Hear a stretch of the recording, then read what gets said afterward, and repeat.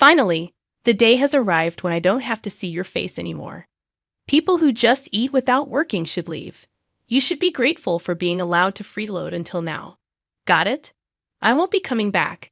Thanks for everything so far. I quickly packed my stuff and left my in-laws' place where I had been living for many years. As I left, my mother-in-law seemed very pleased. But only I know a certain sad truth. I'm Sarah, 32 years old, and I work from home. I've been married to Alan for 5 years. Our life was peaceful until the 4th year of marriage. Suddenly, my usually healthy father-in-law fell ill and needed care. That's when we started living with my in-laws. I wasn't thrilled about moving in so soon, but my husband is their only child, and there's no one else for them to rely on. We ended up taking care of my father-in-law. I considered quitting my job for his care, but luckily, based on my past performance, my company allowed me to keep working from home. The issues with my in-laws started right away. Yep, I dealt with the classic mother-in-law and daughter-in-law clash. Sarah, hurry up and handle the cooking and cleaning. How long are you going to be lazy and avoid your housework? Mother-in-law, I'm working right now. What are you talking about? You're always just clicking away on the computer. The truth is, you're just browsing the internet, not really working right. Thinking that using the computer means goofing off on the internet is so outdated. I have permission to work from home from my company. Amidst the household chores and taking care of my father-in-law, I've used my skills to bring my salary back to what it was before. After about 3 months of hard work, when I finally managed to match my previous salary, I felt a real sense of joy. The reason I worked so hard is that Alan's salary isn't enough to cover our expenses. I thought life would become easier, and I even considered saving money. However, things kept getting tougher, and it felt like my wallet was always losing its contents. Curious, I investigated where the money was going and discovered that Alan was spending a lot. I also found out that my mother-in-law was wasteful with money. Alan, being a people pleaser, often treated colleagues to lunch, and lately he was using our credit cards for drinking parties. No matter how much I earn, if Alan spends more, our finances will dwindle. Meanwhile, my mother-in-law juggled multiple expensive hobbies with friends, paying for lessons and socializing. I can't tolerate the fact that my husband and mother-in-law continue their wasteful spending while leaving all the housework and care for my father-in-law to me. I've ended up covering all our living expenses with my income, making saving money a distant dream. Anxious about this, I decided to talk to my husband and mother-in-law. Alan and mother-in-law, it looks like our spending has been quite high lately. If this continues, we'll run out of money. Can you both please try to cut back on your expenses? Alan and my mother-in-law didn't take my words well. I don't want to feel embarrassed. I can't appear stingy in front of my colleagues and subordinates. You get that right. They won't think poorly of you just because there are times when you don't foot the bill. You don't have to treat them every single time. You might not get it, but maintaining good relationships with your coworkers is crucial for smooth work. Treating your juniors to lunch is one thing, but what about those trips to the girls' bars? That has nothing to do with work, does it? It just seems like you're out for fun. How can you come home drunk and start talking about it, even when no one asks you? It implies that you find more enjoyment there than spending time with your family. I'm relieved that Mom understands and agrees. If I skip my classes, I'd just be stuck at home. I take classes with my friends to make the most of the limited time I have left in this world. But what a terrible daughter-in-law I must be. All she sees is the housework, thinking I don't contribute anything, so I have no right to complain. Seriously though, what's she thinking? A homemaker looking down on us as if from a high horse. Let me make it clear, I am working, earning a steady income, and contributing to this household. I'm also handling housework and taking care of my father-in-law. Don't lie. Working from home, you can't be earning that much. Mother is the one doing the living. Don't act so high and mighty for a part-timer. I was so shocked by what I heard that I couldn't even respond. They didn't seem to grasp that I was juggling housework, caregiving, and maintaining a steady income. Moreover, it appeared that my mother-in-law had told Alan that she was the one taking care of my father-in-law, making it seem like I was just a homemaker doing nothing. There were moments when I thought about leaving that house. I seriously contemplated it, but the reason I stayed was because of my father-in-law. Since I got married, he always treated me with kindness, unlike Alan and my mother-in-law. He would often say things like, "Sarah, I'm grateful to have a wonderful daughter-in-law like you. I apologize for everything." Father-in-law, taking care of you isn't a burden. Why would you say that? Sure, I feel bad imposing on you like this, but more than that, I'm concerned about my wife and son. They leave everything to you, doing as they please, right? Yes, you're right. I recognize that it's thanks to your hard work that our household finances are staying afloat. Alan's income alone wouldn't be enough to sustain this household. Father-in-law, you knew all along. It seemed he had understood our family situation for quite some time, and every time he received care, he expressed gratitude with heartwarming words. I genuinely cherished such a father-in-law and even found joy in looking after him. What would happen to this house if I left? I worried about who would care for my beloved father-in-law, so I chose to be the one providing proper care until he passed away a year later. My father-in-law passed away. During the funeral for my beloved father-in-law, tears flowed uncontrollably. "Sarah, why are you crying so much? What's wrong?" "Father-in-law has passed away. Isn't it normal to mourn like this?" "I've been his caregiver all this time." My response seemed to anger my mother-in-law. "You're making it seem like I never took care of him." The truth is, my mother-in-law hardly took care of my father-in-law. She was always busy with her hobbies, frequently going out. Since I was at home, she didn't have to handle any caregiving or housework. She even put on a tearful act in front of relatives, portraying herself as the oppressed and pitiful mother-in-law. To outsiders, it might have seemed like I was the unkind daughter-in-law. They defended her, saying, "Don't be so hard on your mother-in-law," and blamed me, despite the fact that I was simply mourning my father-in-law's death. People who knew nothing criticized me, making me furious. I decided to distance myself from the relatives. That's when Ellen took notice and approached me with complaints. "You embarrassed Mom in front of everyone." "What are you talking about? That doesn't make any sense. I was only crying about father-in-law's death. Yet, your mom came over and told me it was strange for me to cry. Didn't you make it sound like she hadn't taken care of Dad at all?" "I never said such a thing. I just talked about mourning the loss of my father-in-law, whom I had always cared for." Perhaps it sounded like criticism to you because, in reality, your mom did nothing. Are you insulting Mom? I'm not insulting anyone. I'm just stating the facts. And by the way, if it bothers you so much, you could have done more to care for father-in-law too.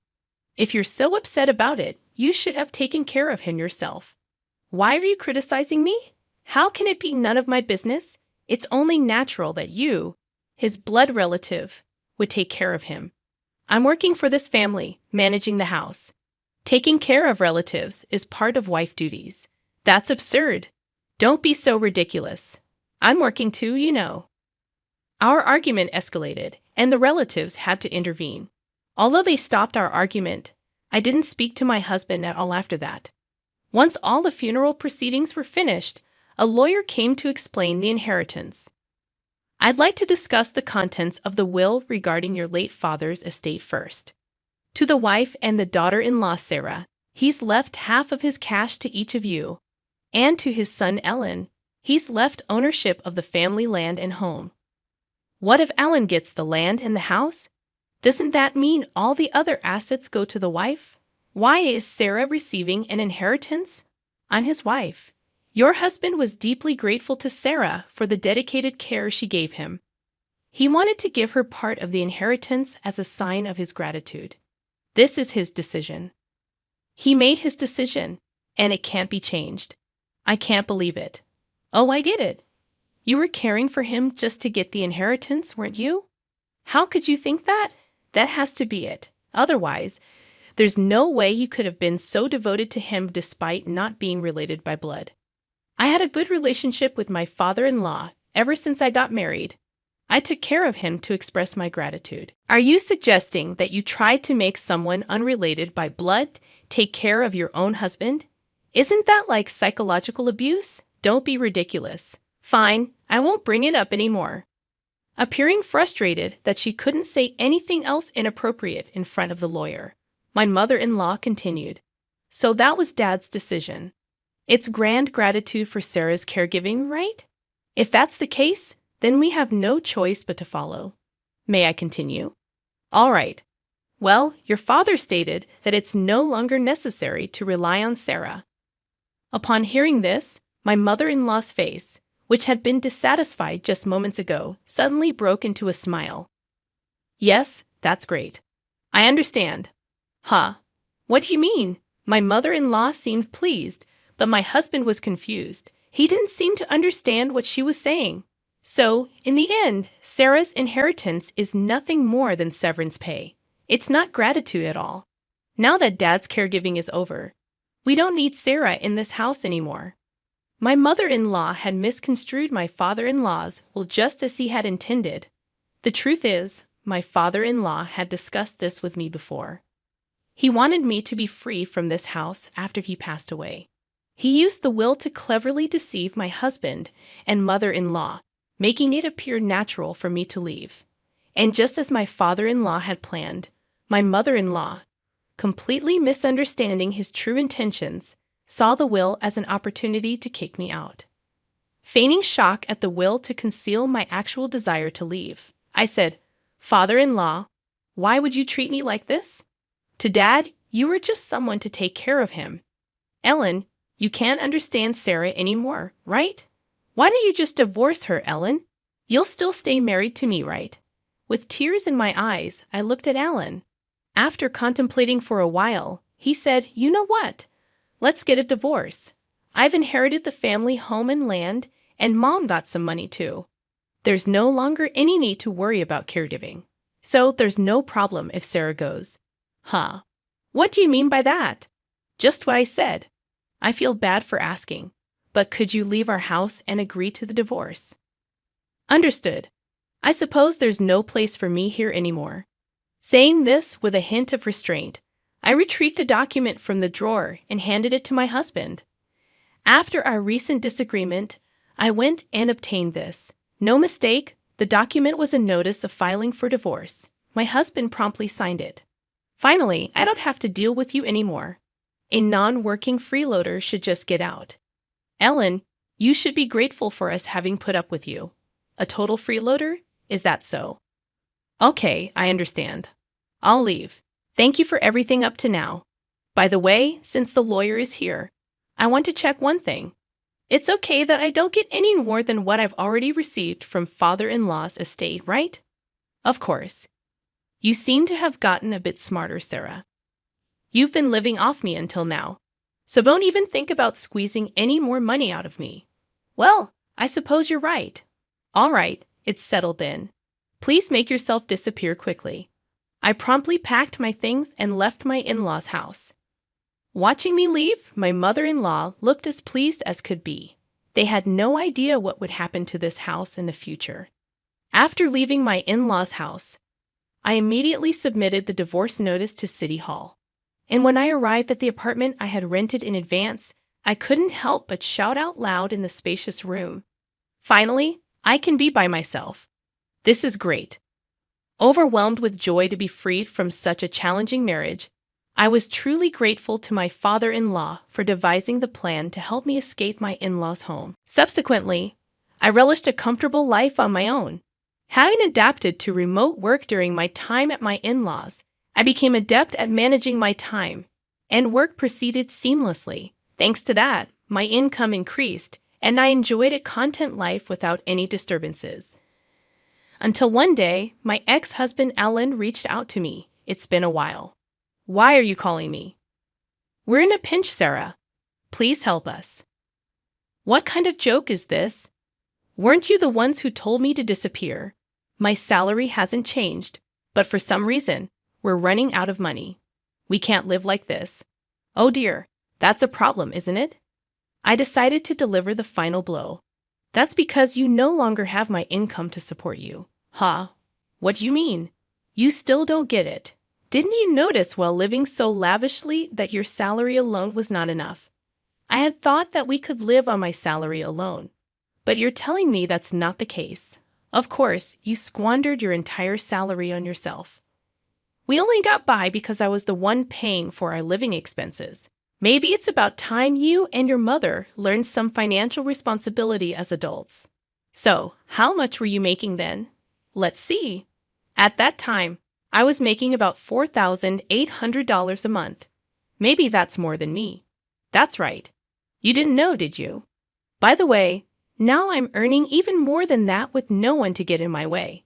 Even through the phone, I could sense my husband's frustration clearly. Hey, Sarah, can't we start over? It was a mistake to let you go. I want to make things right again. Huh, it's obvious you're after my income. Are you stupid? That's not true. I still love you, Sarah. Don't be ridiculous. I never want to see your face again. By the way, what happened to the inheritance your mother received? With that amount, she should be living comfortably, right? That's the thing. It's about to run out. That's impossible. It was nearly $100,000, right? That's not an amount you can use up in just a few months. Mom and I spent it on a shopping spree, overseas trips, and half of it disappeared in the casino. A foolish mother breeds a foolish son. I have nothing more to say to you. Besides, I'm a stranger now, so I can't do anything for you, and I don't want to. Don't be so heartless. Help me. This has nothing to do with me. There's nothing more to talk about, so I'm hanging up. Don't call me again. Saying this, I ended the call on my end and promptly canceled the contract for the mobile phone I was using. What became of my ex-husband and mother-in-law afterward is none of my business, and I do not know. However, about a year after that call, I passed by my mother-in-law's house, and it had become an empty lot. They'd probably had to let go of the house due to financial reasons. Well, it's really none of my business. Anyway, as for me, with my newfound spare time, I started attending a wine class that had piqued my interest for some time.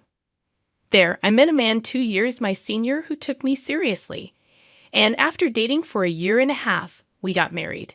He is the ace of a well-known company that many people are aware of, and despite his high salary, he is humble with a warm and wonderful character. He respects my career, and we enjoy a fulfilling married life filled with mutual respect. These days, I feel that maybe all this retribution was a gift from my father-in-law.